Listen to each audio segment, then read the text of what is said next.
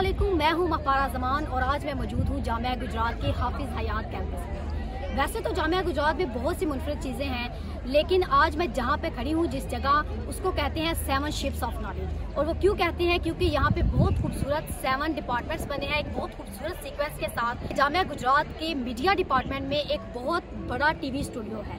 सो अब हम चलते हैं वहाँ और टीवी स्टूडियो को विजिट करते हैं। आइए मेरे साथ।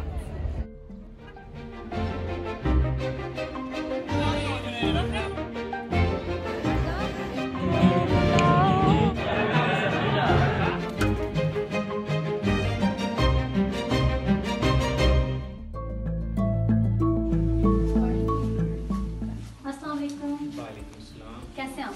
ठीक ठाक। आप टीवी स्टूडियो में काम कर रहे हैं, तो आपका कैसा एक्सपीरियंस है इसके बारे में?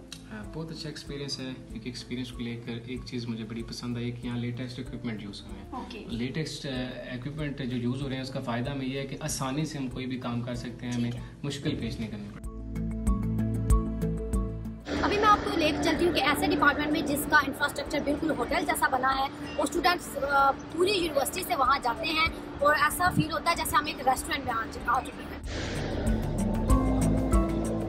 सो अभी आप देख सकते हैं कि मैं होटल मैनेजमेंट डिपार्टमेंट के अंदर आ गई हूँ और ये डिपार्टमेंट बिल्कुल एक होटल जैसा है। और अभी मैं आपको दिखाऊंगी कि ये स्टूडेंट्स किस तरह से प्रैक्टिकल वर्क भी कर रहे हैं और किस तरह एक पीसफुल एनवायरनमेंट प्रोवाइड किया हुआ है। आप बताएं कि आपका इस जगह का एक्सपीरियंस कैसा है? जी सर, अल्हम्दुलिल्लाह एक्सपीरियंस तो बहुत ज़्यादा अच्छा जा रहा है, क्योंकि जो हमने लाइफ में फ्यूचर में करना है वो भी हमें प्रैक्टिस करवा रहे हैं हम। It's very nice. और जो हमें फ्यूचर में काम आएगा वो अभी हम एक्सपीरियंस कर रहे हैं, तो हमें फ्यूचर के लिए अच्छा होगा। सो यूनिवर्सिटी ऑफ गुजरात में मेरा एक्सपीरियंस बहुत अच्छा रहा, क्योंकि ये एक पीसफुल एनवायरनमेंट प्रोवाइड कर रही है। हर तरफ सब्ज़ा है, दरख्त, फूल, और 60% लड़कियां जबकि 40% जो है वो लड़के तालीम हासिल कर रहे हैं, जो कि एक खुश आइन बात है। और उसके अलावा जामिया गुजरात एक बहुत अच्छा ट्रांसपोर्ट सिस्टम प्रोवाइड कर रही है, जो कि 3 अजला में है। तो जब भी आप कभी जामिया गुजरात में आएँ तो जो जगह मैंने आपको दिखाई उनको विज़िट ज़रूर करें। Thank you so much. Allah हाफिज़।